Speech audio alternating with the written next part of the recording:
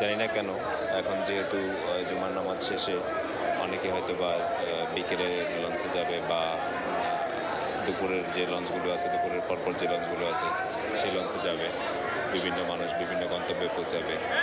তো এখনকার এই মুহূর্তে এই অবস্থা। আমি যে লঞ্চটিতে বর্তমানে আছি ঈগল 4, অত বেশি ভিড় নাই বললেই চলে। মানে এর আগে আমরা মানে সংবাদ মাধ্যম বা বিভিন্ন ভিডিওতে যেভাবে দেখেছি, মানে ওই রকম ভিড় কিন্তু ছিল না। এই যে দেখেন পল্টনের এই পাশটা দেখেন, মানে চাঁদপুরের লঞ্চগুলি যেই ঘাটে থাকে লালকুটি ঘাট, সেই লালকুটি ঘাটের এদিকে ওই পাশটায় যে পাশটা খালি দেখা যাচ্ছে, লোকজন নাই তেমন। ওইদিকে কালীগঞ্জের লঞ্চগুলো থাকে, ওইদিকে তেমন একটা ভিড় নাই, হয়তো বা এই টাইমে তাদের লঞ্চ নাই। আর এই পাশটায় আমি এই যে দেখেন এইদিকে কিছুটা ভিড়, হালকা ভিড় আছে।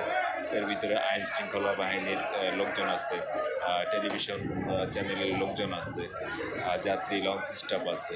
তো আসলে ওই অর্থে যাত্রীর ভিড় বা চাপ কিন্তু নাই বললেই চলে।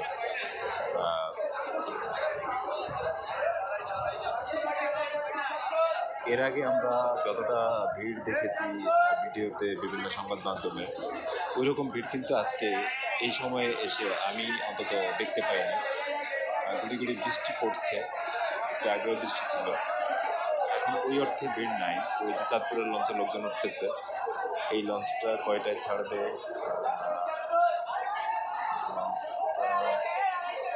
এটা আড়াইটায় ছাড়বে, এটা আড়াইটায় ছাড়বে, দুপুর আড়াইটায় ছাড়বে আর কি এই লঞ্চটা। এখন 2:15টার কাছাকাছি, কিছুক্ষণ পরে এই লঞ্চটা ছাড়বে, যাত্রীরা উঠতেছে। তো লঞ্চে কিন্তু ওইভাবে ভিড় নাই।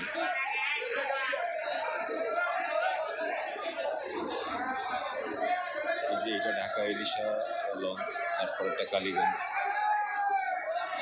ওই অর্থে কিন্তু ভিড় নাই বললেই চলে। হয়তো বা আরও পরে বাড়তে পারে, বিকালের দিকে বাড়তে পারে, সন্ধ্যায় বা রাতে বাড়তে পারে। ওই অর্থে ভিড় নাই, তবে আছে লোকজন মোটামুটি। এর আগের দিনগুলোতে আমরা যেরকম ভিড় দেখেছি ওইরকম ভিড় কিন্তু নাই আজকে অন্তত। যেহেতু আজ দিন গেলে রাত পোহালে আগামীকাল সকালে ঈদ, আগামীকাল ঈদ। তো এখন আসলে ওই অর্থে মানুষজন নেই। যারা যাওয়ার তারা চলে গেছেন, আর যারা যাবেন তারা হয়তো আজকে রাত্রির ভিতরেই যেভাবে যাবেন, যারা লঞ্চে যাবেন বা যারা বিভিন্ন বাহনে যাবেন, তারা তাদের মতো করে যাবেন। এই হচ্ছে এখনকার বাস্তবতা।